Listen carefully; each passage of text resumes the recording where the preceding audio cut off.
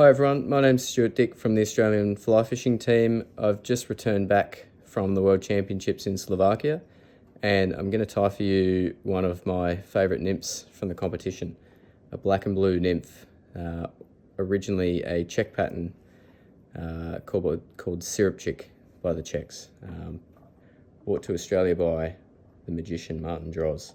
So this is the fly here in the vise. Let's get to it. I like to put the fly in the vise angled down slightly. It helps keep the bead in an easier position to tie the fly when you're using the slotted tungsten beads on the straight shank hook. This is a 2.5mm tungsten bead on a size 18 130 Hanak, which is a dry fly hook, quite a thin wire hook. So it's important initially to get the bead to sit up off the hook. It keeps the gape of the hook as open as possible, and it also will help the fly ride upside down so that the point of the fly is not getting blunted on the bottom of the river. So that's a slightly thicker thread to start with. It just means less wraps to get that bead tied in, and then black nano thread. So this fly has a Coq de Leon tail, CDL tail.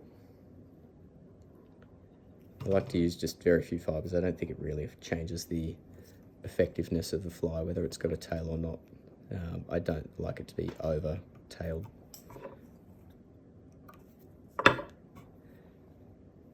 This fly's got a red flash butt. Some people like to tie the red in further down the shank, underneath and past the tail. I don't think that's a necessary step, and it sort of just adds a difficult and sometimes clunky step. It can make the fly look a little bit less pretty.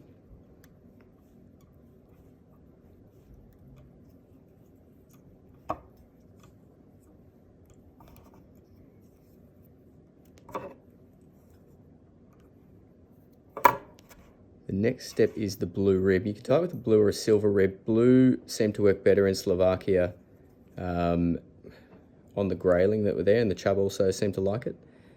In Australia, I used to tie this with silver wire ribbing. Since I'm back and using the blue ones, they've worked just as well as the silver. The next step is you've got a black underbody to go under the blue ribbing. You can simply use black tying thread, and it doesn't tend to affect it. I prefer to use this Semperfly body core material, or any other black shiny material is fine. I like the reflectiveness of this. Again, not that I think it really matters to the overall function of the fly.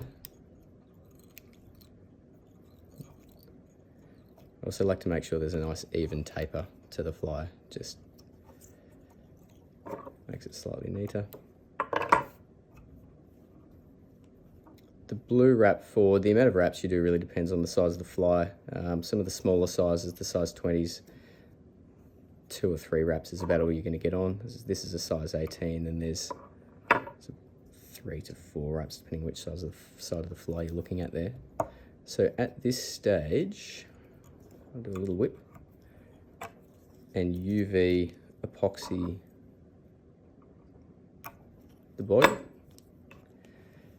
A lot of people at this stage will just put in a peacock collar and be done with it, and it's a very successful fly. I am a little more pedantic with my flies, if you ever talk to Tom, and I also add in this step, which is almost certainly completely unnecessary, but I like it purely from a point of view of having a fly that's different to what other people are throwing, so I know that the fish haven't seen it.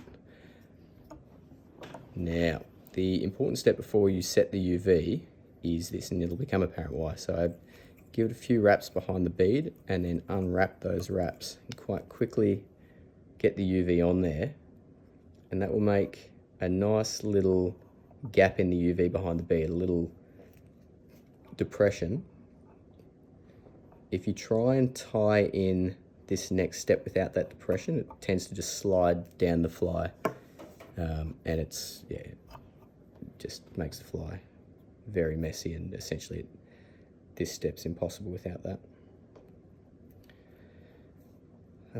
This is black CDC.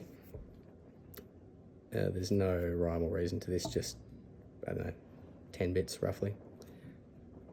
Pinch those in at the front.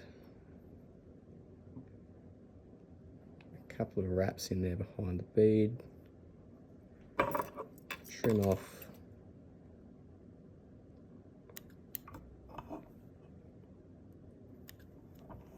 the excess.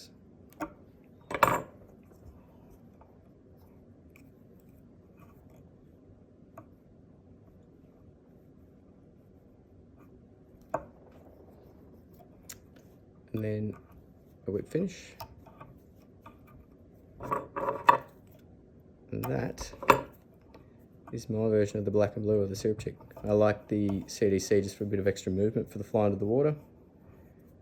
Again, as I said, I don't think it actually matters, but I like it. And that was one of my most successful fly patterns in Slovakia.